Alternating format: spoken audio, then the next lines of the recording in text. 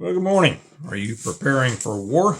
That's what I want to ask. It's not a laughing matter, but man, I mean, people are just jumping all over the place and getting all excited. And I've been telling you the war's coming. I've been telling you for quite a while, and you should be preparing for it. So I want to say a couple of things about it this morning. I'm here in the bunker because I'm just waiting for everything to happen right now. No. Here we try to, for all the new people, welcome to you. We just have a lot of new people joining all the time, including over on the Patreon channel. It's great to have you coming over there, and the ones who have joined over there have found you get a lot more on the Patreon channel. And if you're not there, we'd love to have you.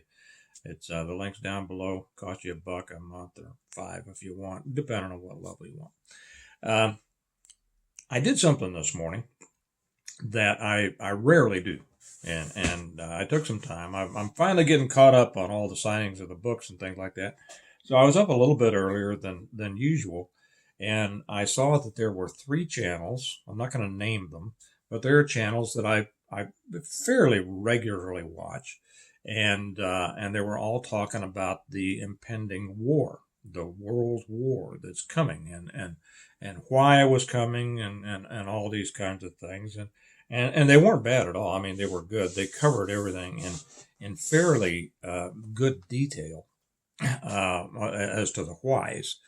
But I thought about making this last night, and maybe I'm glad that I didn't. But when I saw Israel's actions, against the Hamas political director in Tehran, I said, okay, it's on. Now it's on. So I almost made it last night, but I was too tired, so I went to bed, and I'll talk about that now. There's been no question that war is coming because our current administration wants the war. They need the war. Biden and now Harris need the war. I want to talk, if I get a chance and if I think about it. We've had some people bring up some conspiracy theories lately, even on the Patreon channel, which is kind of unusual. And so I want to address that because I think I tell you what, that's dangerous to get into to that. It's interesting. Okay, I've been interested in conspiracy theories since I first found out about them in the 1960s. Remember Art Bell and and all of that. And I will say this, that most of the conspiracy theories into which I have looked at any extent, I have come to pretty much believe. But I will say that there are some things coming out now that, whether they're true or not, can be counterproductive if you spend too much time concentrating on them, okay? What we've seen Israel do the last few days is the attack into Syria, the attack on the Hezbollah leader in Beirut, Lebanon, and the attack and the taking out of the Hamas political leader in Tehran. I guess they poked that missile right through his bedroom window, huh? Nice shot. And took him out. Well, this pretty much assures that it's on over there. There's a couple things that I would warn people against. And I hear people getting all afraid about, oh my gosh, if we go to war, Iran's gonna, they're so deadly, they're so this, they're the. We are warned about that stuff all the time about how advanced and how deadly and what great militaries these Middle East countries have. That's a bunch of bunk. Okay, if you remember what we were told when we were going to go into Iraq. Oh my gosh, if American troops go into Iraq, they're going to come home in the tens of thousands in body bags because the Republican Guard is just such an advanced military force. Well, stop worrying about that so much, okay? And we're probably not going to get involved directly in that. I'll get to that in a second. Israel's going to take care of business over there. The extent to which they decide to do it, I've always been amazed at how often they stop short of what I think they need to do. Okay, but anyway, so they took out what was his name? Ismail Hidayah,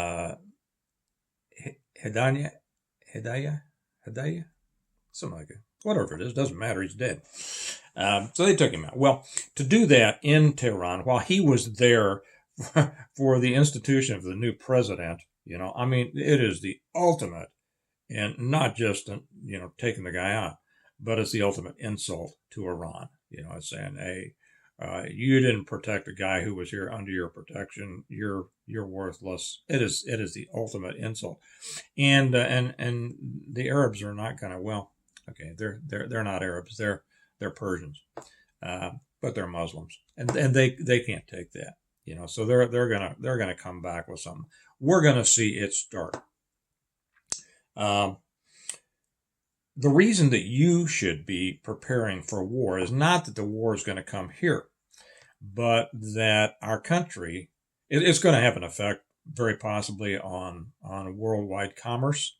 It's going to have an effect on the price of oil, which means it's going to have an effect on the price of everything.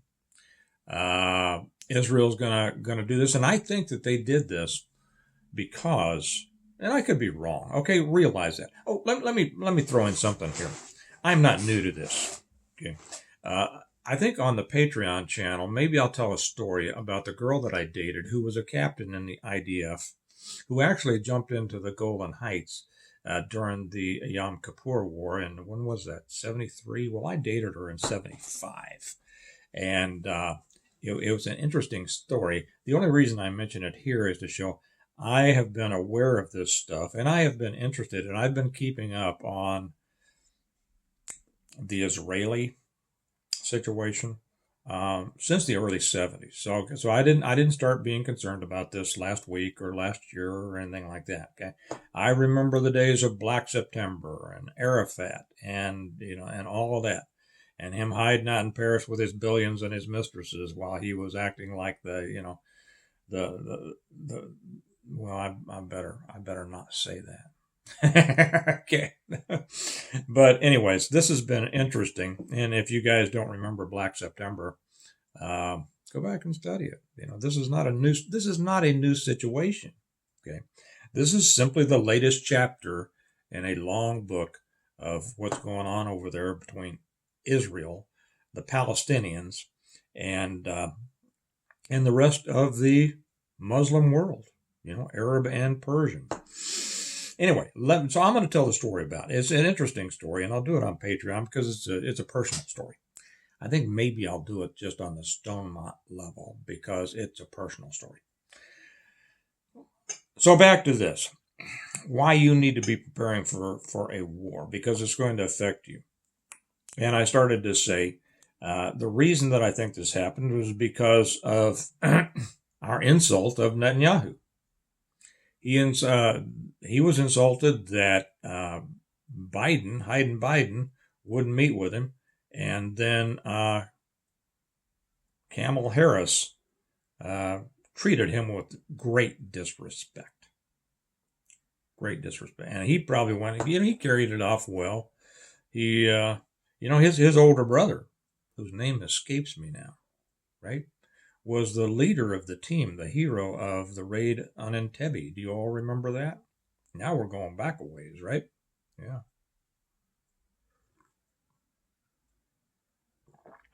I'll just throw in a tidbit here. The girl that I dated is now with Mossad. Well, she probably retired now. I haven't talked to her in years. But anyway.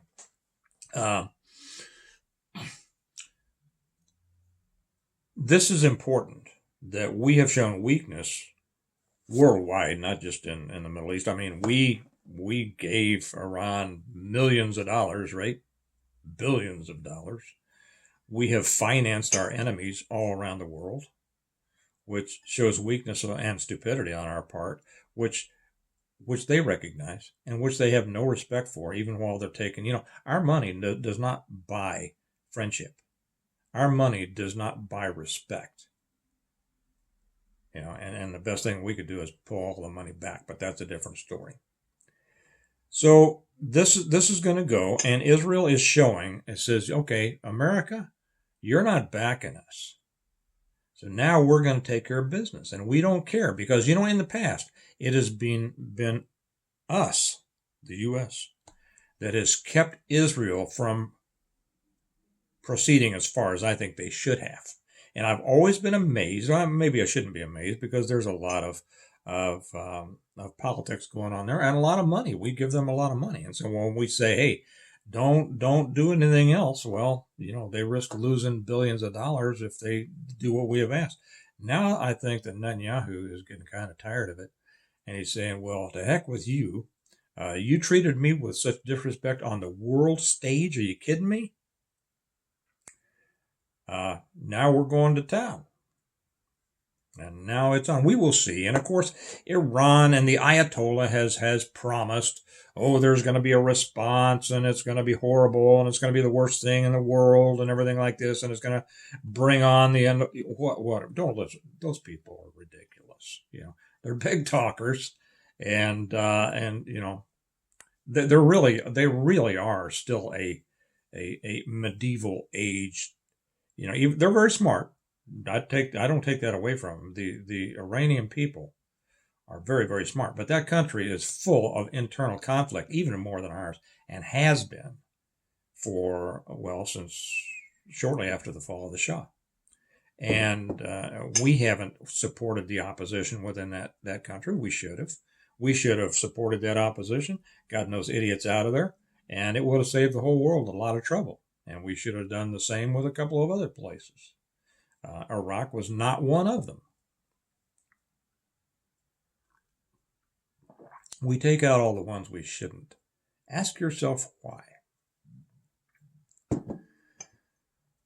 So while I mentioned those other channels, they went into a lot of detail about all the the goings on, and it was good. It was good, and I agree with pretty much everything that they said. But it's not necessary to get into all those machinations, because you and I are never going to know exactly what's happening. And it's interesting. It's interesting. I get that. But the thing is it's going to happen. Is it 90% chance a war is coming that is going to affect us? Now, is it going to affect us in that they're coming over here and lobbing, sending missiles into our country? Probably not. If it could involve cyber attacks on our country, and I think that that's the way of the next war anyway. The next war is it's going to be cyber, and and still, I understand they could pop a couple of tactical nukes off a couple of scuds off the East Coast and West Coast and Gulf and take out all three of our grids. They could do that. They could do that easily, and the government would keep going because they have some hardened sites. But now we're into the scenario of my books. 90% of the people die off in the first 12 months, and now you've got, what do you have? You have a U.S. government with no people. Which is we ought to have a U.S. people with no government would be better off, right? But no, they will survive. And they know it, and we all, know that they have plans for their own survival, the old continuity of government and continuity of the special people, the elite people, They see themselves not as Americans, but as, our overlords, as citizens of the world, they don't have any sense of responsibility for taking care of, our country. So that presents the danger. So they're not acting in a way that projects strength or places the correct demands on other countries. Okay. So how should you prepare for the war that's probably 90% coming? If it doesn't come to our shores, then how does it affect us? Well, one way it can affect us is if they reinstitute the draft. Now, and let me slide this in here too. I said this yesterday. Don't be so sure that Trump is going to win this next election. Don't be sure. Now, I've been saying that, for a couple of years. People see this great momentum and think that it's a slam dunk that he gets in. No, it's not. They could get in by cheating. They could also get in by not cheating, and you have to realize that. They could get in by not cheating. How can they do that? Because the vast majority of the American voter are ignorant.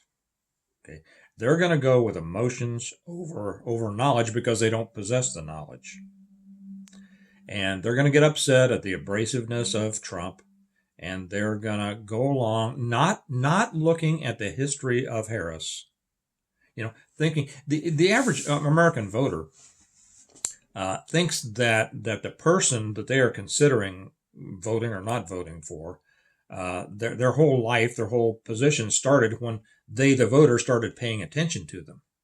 That is the depth of the ignorance of the American voter. And they don't look back and say, oh, this person has a history of decades. Let's take a look and see what they did before and see whether it matches up to what they're saying now or all that. They won't do that. They listen to the news. These are the people that I crack on all the time by saying, well, you can go out the night before an election, ask a bunch of people on the street, who are you voting for? And half of them will say, well, I haven't really decided yet. I think I'm waiting to see if anybody says anything that really grabs me. Okay, yeah, let's totally ignore what they've done and said and been for the last 30, 40, 50 years. And let's just decide, see if they come up with some kind of cool sounding emotional, hook that'll get me to vote, because that makes me intelligent, right? That makes me thoughtful. That's the American voter. Simple as that. Those who aren't confirmed Marxists, which pretty much the whole left is. Okay. So they could win. They could win this election. Should I say honestly? I hate to use the word honestly when we're talking about them, because those two words just don't go together. Democrats and honestly, or liberals and honestly, or Marxists and honestly. Okay, yeah. So they can cheat or they can win honestly. And I'll tell you, one of the other reasons they could win honestly is because there's too many people who should get their head out, who are still. Like I said, how many? I heard that one of the gun channels. I don't watch gun channels. But one of the gun channels, I'm told, brought out the statistics on this. So how many, self-proclaimed Christians don't vote? And how many gun owners don't vote? It's something like a third of the gun owners. A third of the people who come on this channel and other people talking about the 2A and this and that, and I'm going to stand up and I'm going to do it. They don't even vote. They don't even vote. If they voted, there would be absolutely no question of the outcome of elections, and everything would be pretty much going our way. Okay, but they don't, and they'll make excuses, and like I say, you want to be mad at somebody, be mad at them. Your enemy is always going to try to beat you. You can't be mad at your enemy. Be mad at the ones who claim to stand up for the right stuff, right? The right stuff. I'm standing up so much for the right stuff that I won't even do the simplest right thing, because I'm just waiting to stand up and make noise and argue and complain about the big right stuff. It's one of those that'd be funny if it weren't sad, right? So back to my point before I went off on that ramble. It could affect you because they want the war and they're going to reinstitute the draft, and they're coming after your daughters too. If they get in, guys, they can get that done, because they might take the White House and they might retake Congress and they might expand their hold on the Senate, and they can do it. They can, and then it's pretty much over. It's over for a generation, at least. So what I would suggest in that case, you need to decide whether you're going to let your sons and daughters be drafted, go to war. Okay. Now, here's where I'm going to just say the responsibility is yours. I'm not going to try to tell you how to do this.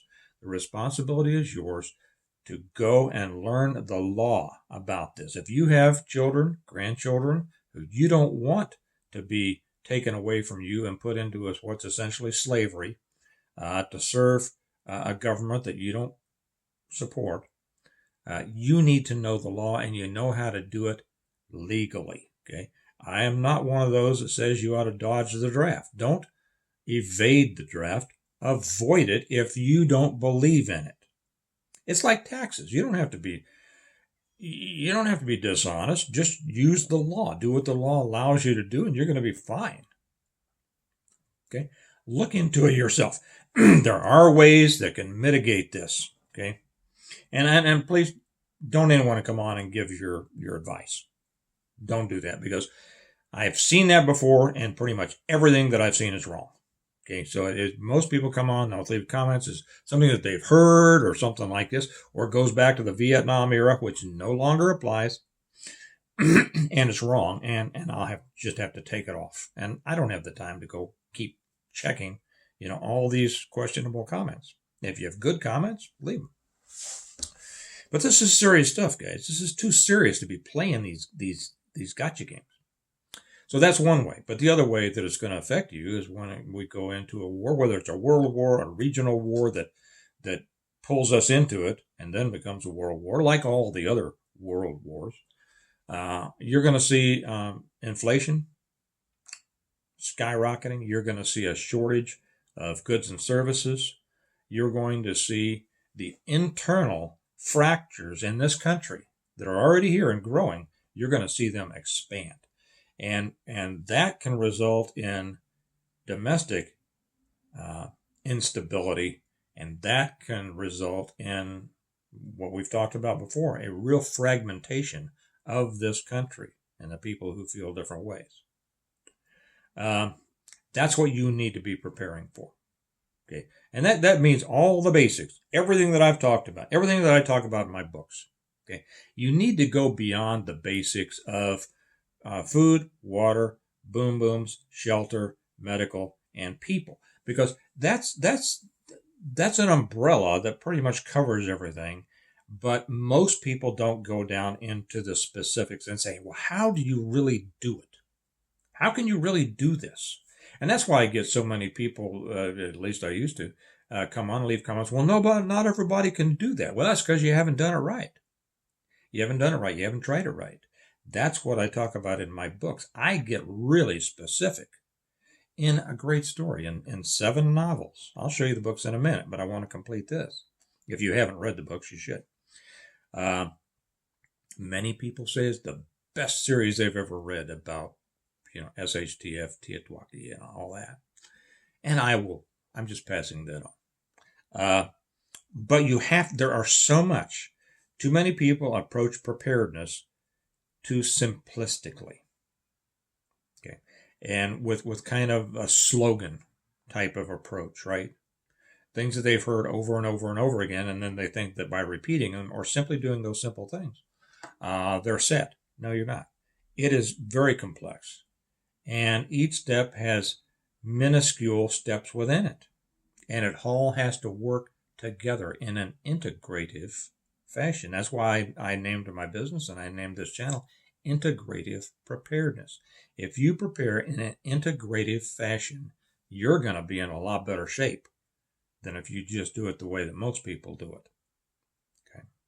And like I said, I lay it out in the smallest detail in the Stone Mountain series. You follow that, you're going to be in good shape. Yeah, I'll tell you how to get it in a few minutes. I do want to say, so be ready for that. Okay, you need to stock up everything. And be ready for, do you remember the lockdowns, right? It was a good drill. Remember the lockdowns? You think about the things that you needed, ran out of, couldn't find at the store. Those are the things you need. Pretty much. How much did you have? Well, how long do you want to be able to go without relying on Uncle Sam?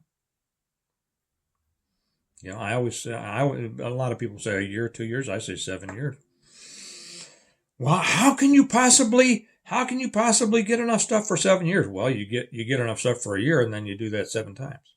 Okay, I'm not going to say it's easy. It takes time, it takes money, it takes effort, it takes energy, but it's not complicated. And you have to decide. The main decision that a person who's into preparedness needs to decide is whether they want to be prepared or not. Okay, that's the first decision. The second one is, how prepared do you want to be? And what that means is, how soon do I want to go back to relying on a system that hates me and I can't rely on? That's really what it's all about. Okay.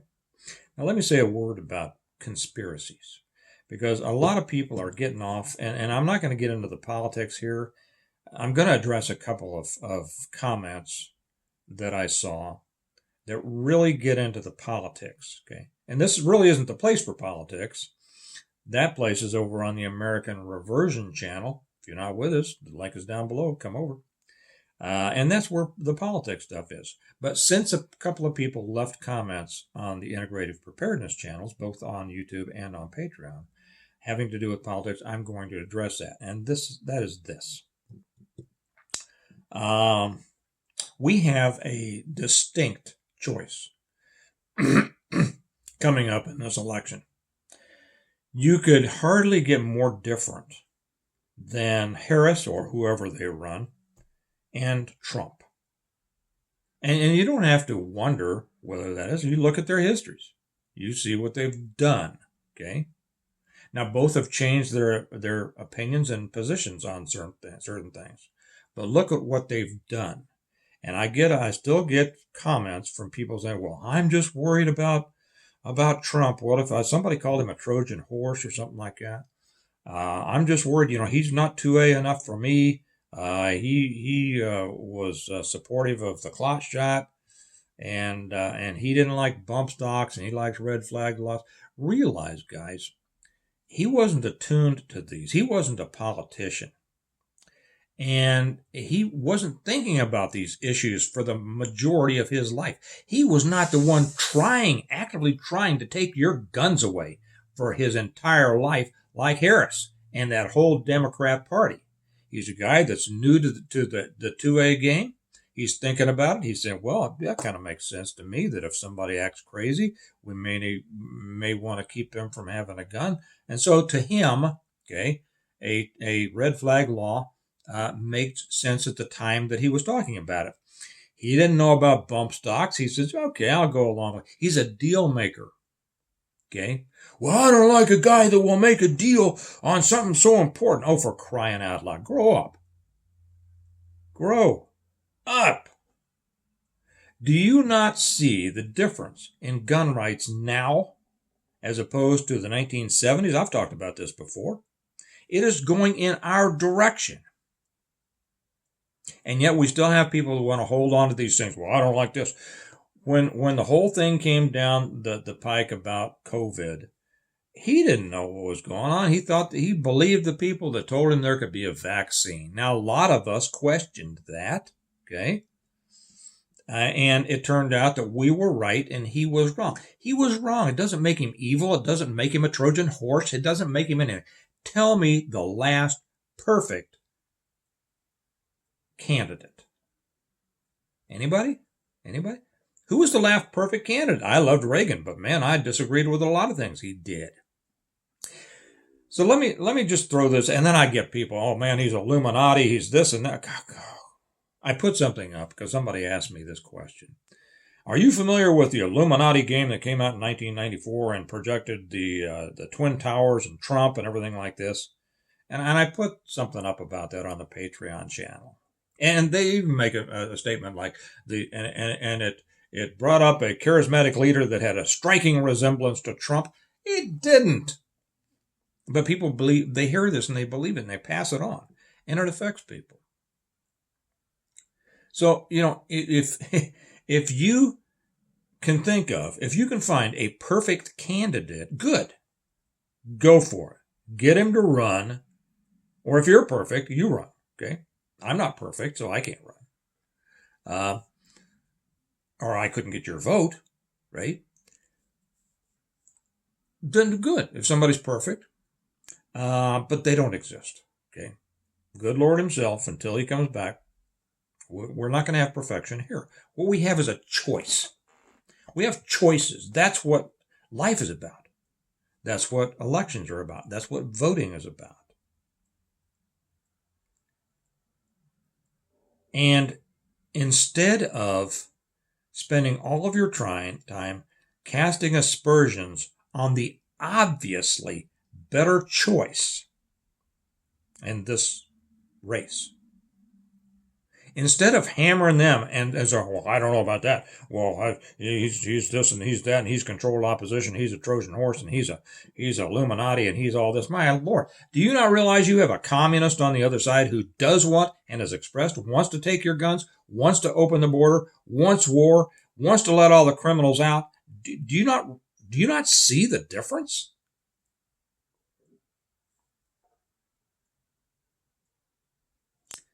Let me say this as kindly as I can. If you can't, you're the problem. You're the problem. You know, that was mean. I don't mean you. I mean, as I always said, the guy behind you, that guy, the guy that says that stuff, he's the problem. Stop spending all of your time and energy trying to find fault in the guy who has done more than anybody that I can recall. And guys, I have paid attention to this stuff for 40 years. He's done more for this country than anybody I can remember, including Reagan. That's a fact, Jack. You don't like it? I know I'll lose some people over this. I don't care. I am so tired of hearing this stuff. So, bye. You can see that. See, I'm not in this for the money. I'm here to educate. I'm here to share things. I'm here because I actually have background and experience in this, and I'm trying to prepare you all for something. Okay. Steve, you sound mean today. I didn't mean to. This just irritates me. Okay. And it's not against you, my valued viewers. It's to warn you against these people who are trying to cause dissension within our own ranks. They are the problem. Okay. Prepare for war because they want it. It could be coming. If the Democrats win this election, it's definitely coming. And it could be coming even before the election because they want it to. They need to take everybody's mind off what's soon to be coming out about Harris or whoever they throw up. And that's a mental image. Kind of makes me think of them throw up. I throw up when I think of them. So do prepare for war because it's coming. And if you want to know, okay, now I'll tell you about this. For those of you who may not know, I wrote the Stonemont series. Yes, I'm that guy. You know, occasionally I'll have somebody say, well, I read those books. I didn't know you were the one that wrote them. Yes, I am. Wrote the first one, The Reversion, in 2000. It came out in 2017, so I wrote it in 2016. It's about the total collapse of the world. It is the total plan for preparing for, surviving, and rebuilding after a total collapse of everything. And like I say, if this comes into a world war, they're going to shut down our grids. And it's going back to what you find in here. It's the reversion, the revival, the renewal, and appeal to heaven, the blessings of freedom, hostages to fortune, and the latest one that just came out, and it's setting all kinds of records, On Wings Like Eagles. You can get these through Amazon. They get them to you really quick. You get them through me, and I don't get them to you as quick, but I sign them for you and write a little note in there to you. On Amazon, you can get them in paperback, Kindle, or Audible. For me, you just get them paperback. But like I said, I get to sign them for you and all that. And we have a one-click option for the whole set on the website, stonemont.us. And if you buy the whole set at a nice little discount, we throw in the Stonemont notebook.